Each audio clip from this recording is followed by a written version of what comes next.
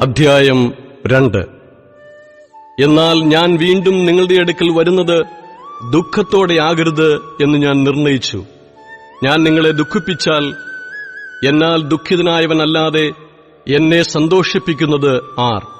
ഞാൻ ഇതുതന്നെ എഴുതിയത് ഞാൻ വന്നാൽ എന്നെ സന്തോഷിപ്പിക്കേണ്ടിയവരാൽ ദുഃഖമുണ്ടാകരുത് എന്നുവച്ചും എന്റെ സന്തോഷം നിങ്ങൾക്കെല്ലാവർക്കും സന്തോഷമായിരിക്കും എന്ന് നിങ്ങളെ എല്ലാവരെയും കുറിച്ച് വിശ്വസിച്ചിരിക്കൊണ്ടും ആകുന്നു.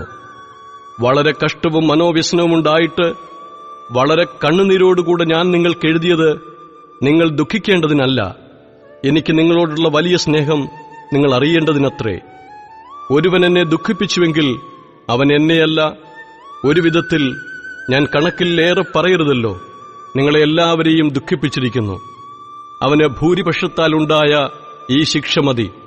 അവൻ അതിദുഃഖത്തിൽ മുങ്ങിപ്പോകാതിരിക്കേണ്ടതിന് നിങ്ങൾ അവനോട് ക്ഷമിക്കുകയും അവനെ ആശ്വസിപ്പിക്കുകയും തന്നെ വേണ്ടത്. അതുകൊണ്ട് നിങ്ങളുടെ സ്നേഹം അവന് ഉറപ്പിച്ചു കൊടുപ്പാൻ ഞാൻ നിങ്ങളോട് അപേക്ഷിക്കുന്നു. നിങ്ങൾ സകലത്തിലും അനുസരണമുള്ളവരോ എന്ന് പരീക്ഷിച്ചറിയേണ്ടതിനുമായിരുന്നു ഞാൻ എഴുതിയത്.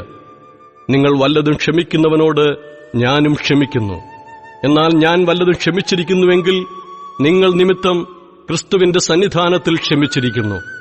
സാത്താൻ നമ്മെ തോൽപ്പിക്കരുത്, അവന്റെ തന്ത്രങ്ങളെ നാം അറിയാത്തവരല്ലല്ലോ.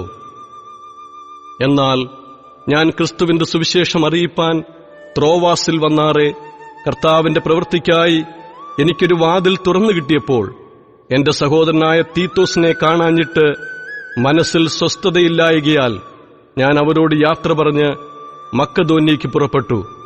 ക്രിസ്തുവിൽ ഞങ്ങളെ എപ്പോഴും ജയോത്സവമായി നടത്തുകയും എല്ലായിടത്തും ഞങ്ങളെക്കൊണ്ട് തന്റെ പരിജ്ഞാനത്തിന്റെ വാസന വെളിപ്പെടുത്തുകയും ചെയ്യുന്ന ദൈവത്തിന് സ്തോത്രം.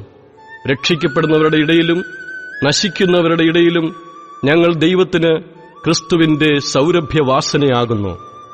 ഇവർക്ക് മരണത്തിൽ നിന്ന് മരണത്തിലേക്കുള്ള വാസന, അവർക്കോ ജീവനിൽ നിന്ന് ജീവങ്കലേക്കുള്ള വാസന തന്നെ. എന്നാൽ ഇതിനാർ പ്രാപ്തൻ?